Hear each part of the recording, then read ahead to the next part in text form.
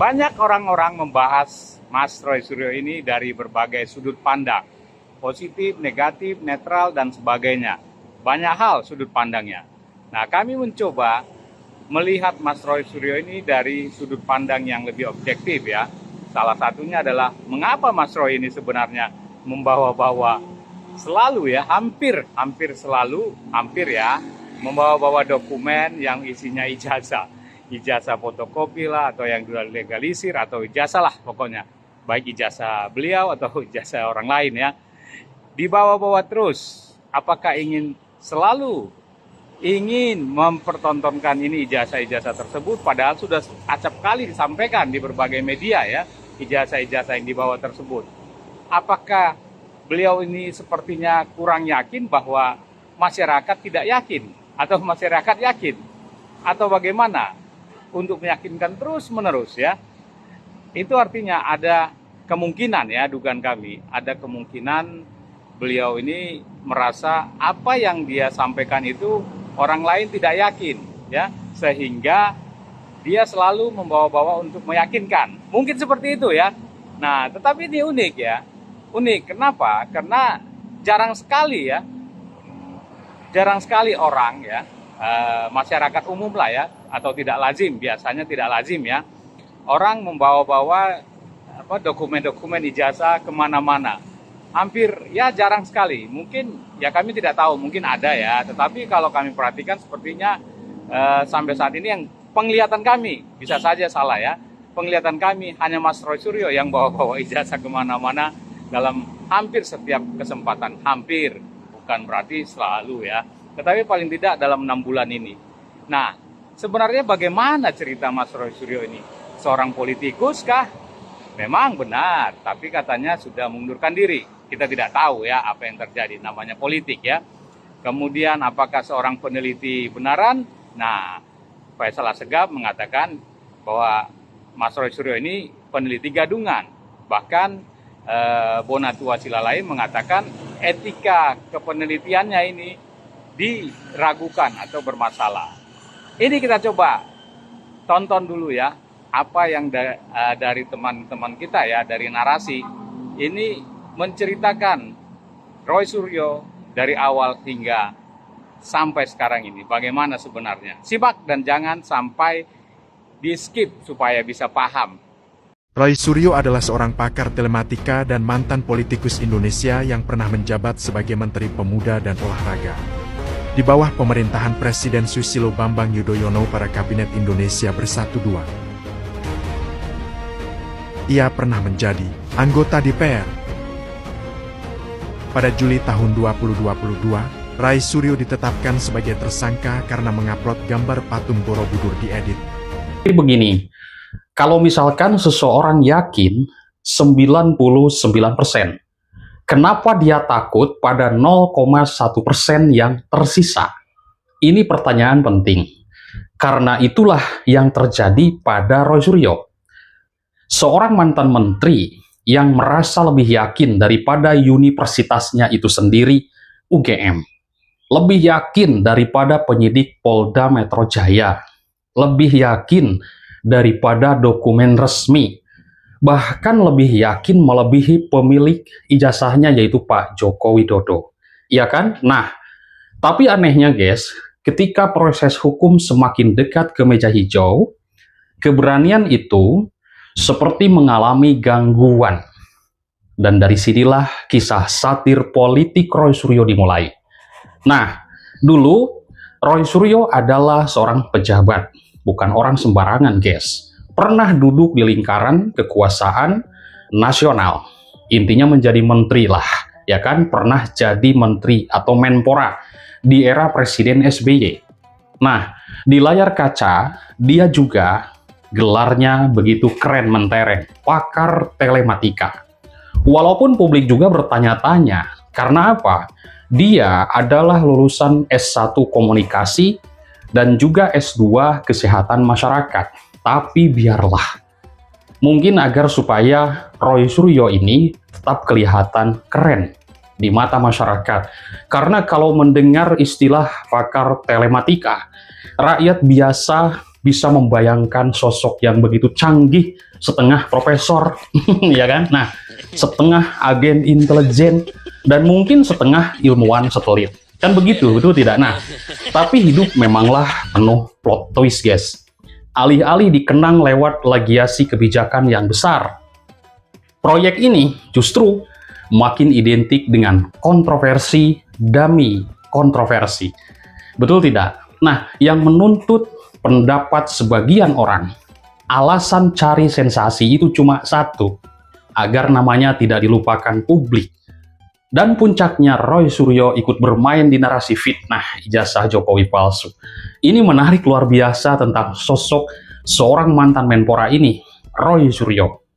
Disinilah sebuah transformasi besar terjadi dari mantan menteri menjadi seorang investigator dokumen nasional. Tapi belum bisa membuktikannya.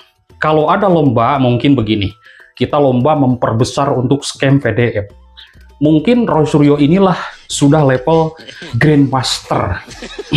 Ya kan? Nah, sementara rakyat sibuk bikin harga beras, lapangan kerja, dan juga biaya hidup.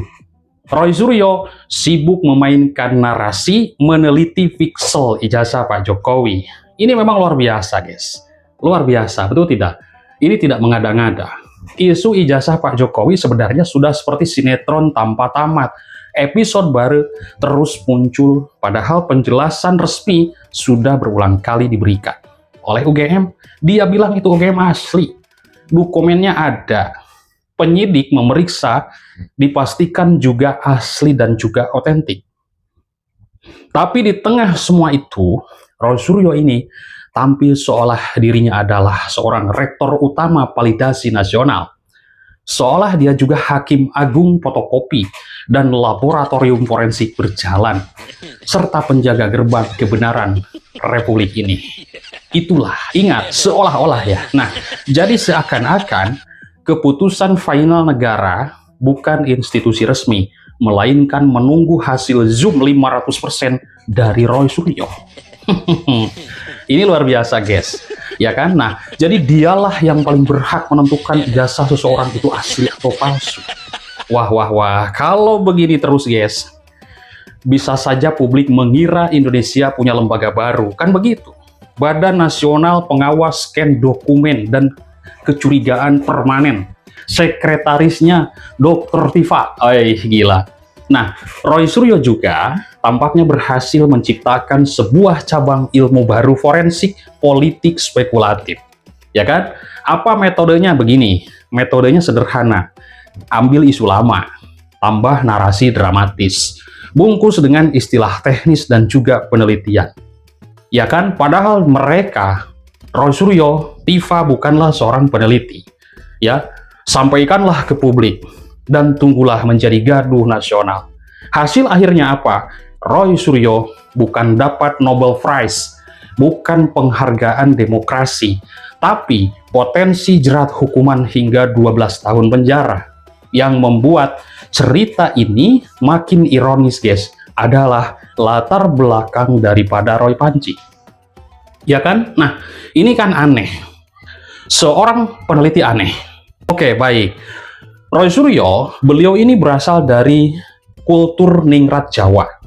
Tradisi yang identik dengan adab, etika, mungkin tata kerama, dan unggah-unggah. Ya, singkatnya harusnya tampil elegan, harusnya kan, dan juga penuh dengan adab. Kalau mengkritik tajam, tapi harus berkelas gitu loh, dan juga santun.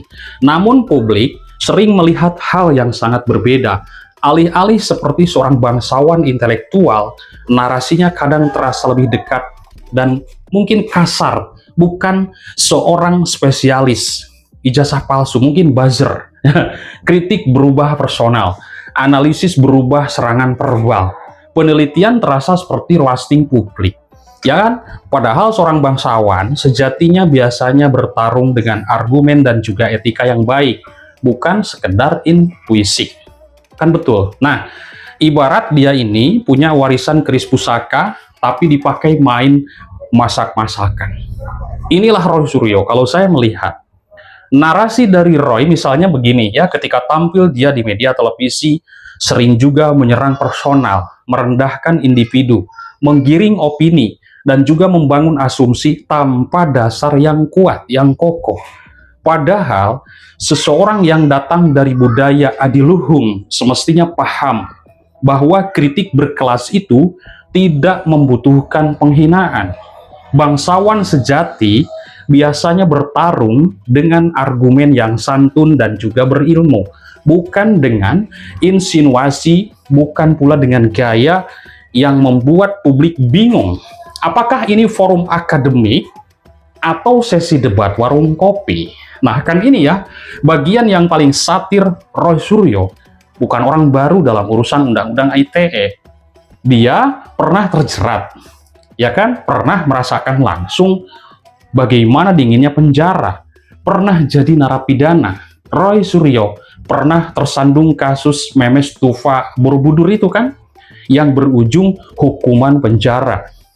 Nah, artinya adalah secara teori dan juga praktik, harusnya dia itu paham betul bagaimana resiko hukum digital. Tapi yang terjadi sekarang sudah, ya justru membuat publik ini bertanya-tanya, apakah ini sedang belajar dari pengalaman, atau justru malah ketagihan minat lagi di hotel Prodeo? Ya kan? Alias di penjara.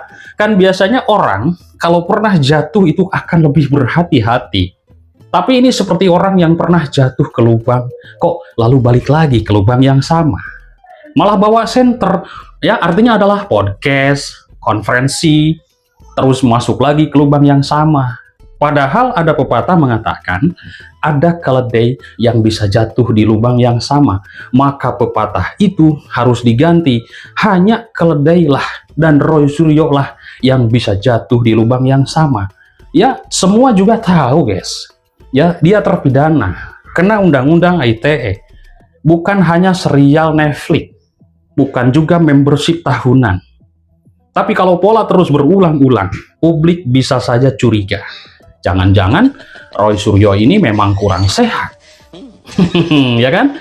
Jangan-jangan Roy Suryo ini stres.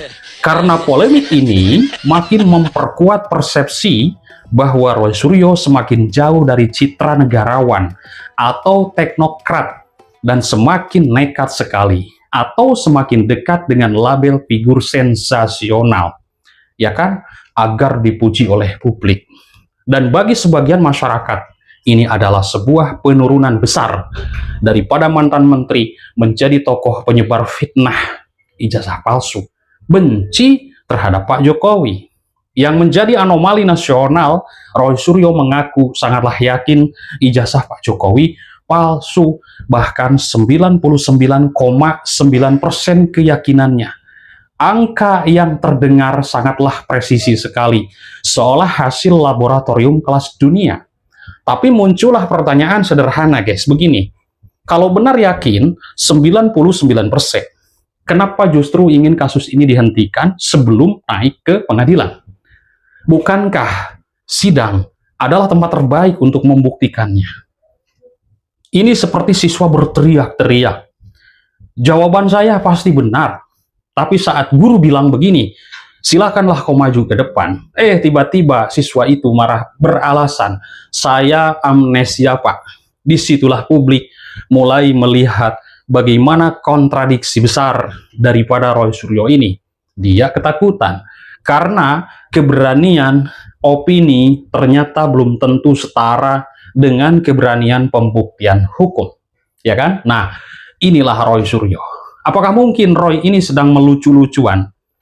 Karena ketika proses hukum makin dekat nih, ketika P21 mulai di depan mata nih, ketika ancaman bukan lagi debat TV, tapi jalur penuntutan, narasinya berubah-ubah. Muncullah keinginan agar kasus segera dihentikan. Wah. Ini sudah ketakutan ya Roy ini, ya, dan Roy CS semuanya. Kan begitu. Jadi publik juga bertanya guys, dasarnya apa? Lah dulu katanya tak takut ke meja pengadilan, ingin terus Suryo ini terus maju, ya kan? Karena hukum bukan film horor guys, yang bisa di-close paksa, ya kan, saat mulai menegangkan. Kalau dari awal terasa di jalur kebenaran, harusnya pengadilanlah yang menjadi panggung kemenangan Roy Suryo. Tapi kenapa dia ketakutan? Ya kan, harusnya kan semakin bersemangat dan juga berapi-api. Karena pembuktian kebenarannya adalah di meja sidang. Bahkan saya sudah membahas di video ini, harusnya Roy Suryo ditahan itu bersyukur, katanya mau perang. Ya kan? Dari sinilah satir semakin sempurna. Awal-awalnya Roy Suryo seperti seorang harimau, koar-koar, menuduh ijazah palsu tanpa henti. Tapi di ujung tiba-tiba berubah-ubah menjadi tikus yang sibuk mencari celah untuk kabur dengan alasan kriminalisasi. Ya kan? Inilah sebagai pelajaran terbesar untuk Roy Suryo. Roy adalah sebuah contoh bagaimana elit biasa jatuh bukan karena kehilangan jabatan, tapi karena kehilangan arah. Ya kan? Nah, kritik politik ini terlalu dipenuhi sebuah sensasi kontroversi, obsesi figur, dan juga serangan personal. Maka reputasi perlahan hancur Roy ini. Dulu dia dikenal sebagai mantan pejabat penting, guys. Ya kan? Kini, bagi sebagian publik, mencap terhadap Roy sebagai figur kontroversi yang hanya mencari panggung agar tenar, tapi jalannya salah. Inilah seperti transformasi dari negarawan menjadi headline berjalan. Dan masalahnya, viral belum tentu terhormat, guys. Viral belum tentu terhormat, ya kan? Kasus Roy Suryo itu menjadi pengingat bahwa ya mungkin inilah disinformasi, bukan hanya datang dari akun anonim atau dari buzzer-buzzer, tetapi juga bisa berasal dari elit politik berpengalaman. Kan begitu, ketika tokoh publik menyebarkan narasi yang dianggap menyesatkan, dampaknya jauh lebih besar karena sangat mempengaruhi opini masyarakat dan juga menciptakan distrust terhadap institusi resmi. Saya heran, Roy Suryo ini menyatakan kok tidak 100% ijazah Pak Jokowi asli, palsu.